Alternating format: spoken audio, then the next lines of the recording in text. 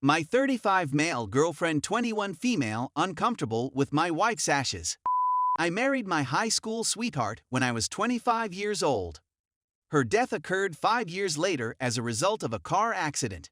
Because she and I enjoyed traveling, I had her ashes transformed into a diamond so that she might join me on my adventures. While traveling, I keep her ashes, as well as both of our wedding rings, on a necklace that I can slip into my pocket. It helps me feel more connected to her. Even though I'll always cherish and mourn her, I'm certain that she'd want me to be happy and find love in the future. I've been seeing a new girl for about a year now, and we're still together. I dated for a few years after my wife passed away, but I never felt really in love until I met this new lady who changed everything. M is fantastic, and she has been really kind and sensitive to me in the wake of my wife's death. I have made her aware of the necklace, and she has never shown unhappiness with it despite the fact that she is completely ignorant that the stone includes my wife's ashes. My previous habit was to hang the chain from my bedpost, but I thought that doing so would be disrespectful to them, so it is now carefully stowed in a drawer. When I travel, I still carry it with me as a backup. M and I have explored the possibility of cohabiting when her lease ends in 2 months' time. This gives me great pleasure. Her company is something I want to spend the rest of my life with. As she was packing her belongings, I was preparing for a weekend getaway to the East Coast on my own. While I was packaging the chain, M inquired as to what the second ring was. It wasn't my ex or husband's, my wedding rings. When I informed her that I had turned her ex-ash's husband's into a stone, she freaked out. The fact that I'd lied to her for a year and told her what I'd done was terrifying and odd, made me feel sick to my stomach. In an ultimatum, she demanded that I remove the stone. I could keep our rings on the chain but not the ashes, or she would no longer live with me. I inquired as to whether I might retain the stone in a drawer, but she insisted that it had to go. She has refused to spend another night in our house with my wife and has said that she or I must go. Please provide a hand. I'm completely at a loss on what to do. It is important to me that I do not lose touch with this girl, but I also do not want to lose respect for the woman I used to be in love with. I am unable to provide it to her parents since my ex-husband was not close to her parents. I can't just throw it away like that. I'm completely at a loss for words. My weekend vacation has been postponed till further notice. All I want is for things to work out with M. That is all I want. It is my constant mantra that creating this stone was a complete and total mental lapse. M cautioned me that no female would ever be comfortable with it, and that if I kept the stone, I would live a lonely, terrible life. I decided to keep the stone, but M warned me that no female would ever be comfortable with it. Would this be a deal breaker for you, whether you are a woman or a man? Is this some kind of joke? Update: this went completely off the rails. The response to my story has been overwhelming. I was only anticipating 1 or 2 comments, but the number of responses has beyond my expectations.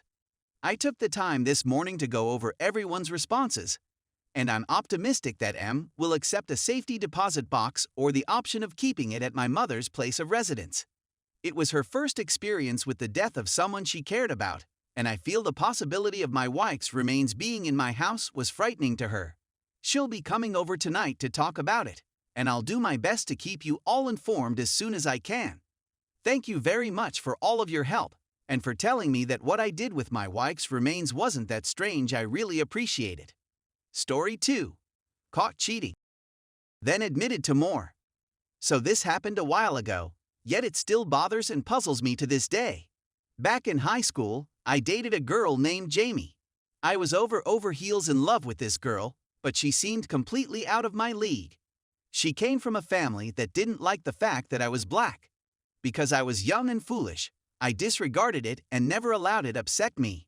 Anyway, her elder sister, who disliked me as well, was throwing a birthday party at her home while her parents were away.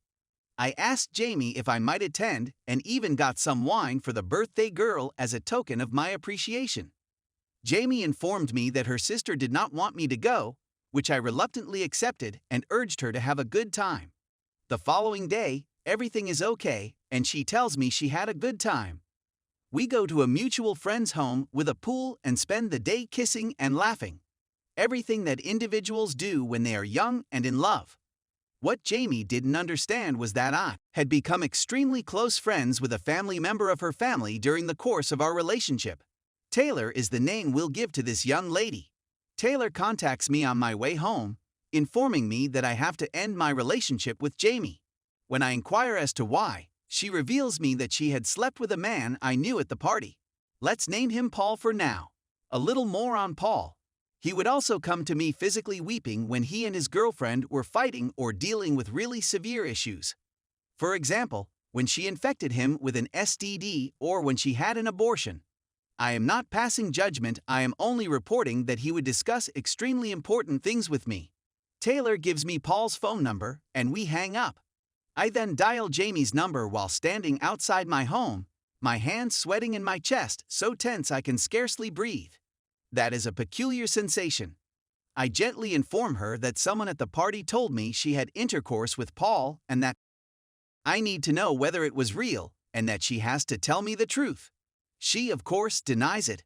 So I repeat myself, adding, "Hey, I have Paul's number, you really shouldn't lie to me." She refuses once more. I hang up the phone and quickly call Paul, who answers. I ask him how he and his girlfriend are doing, trying to make small chat, and he tells me they're taking a break. So he didn't cheat, right? In the calmest manner I can conjure, I ask him whether he slept with Jamie at the party last night. Before he can finish his sentence, I respond, "Paul, I already know the answer. Please don't lie to me or I'll have to beat you up." I don't generally do this, but I was seething at this point. He tells me that they did indeed do the crime, and that she had just texted him urging him to lie to me. I believe he heard how serious I was and didn't want anything to do with it. He begins making excuses about how he believed we had split up and such nonsense. I simply cut him off, thanked him for giving me the truth and told him not to attempt to talk to me again, or there would be consequences. I then phone Jamie back and go on the attack about it. I had some choice words for him that I never use, and he hangs up the phone.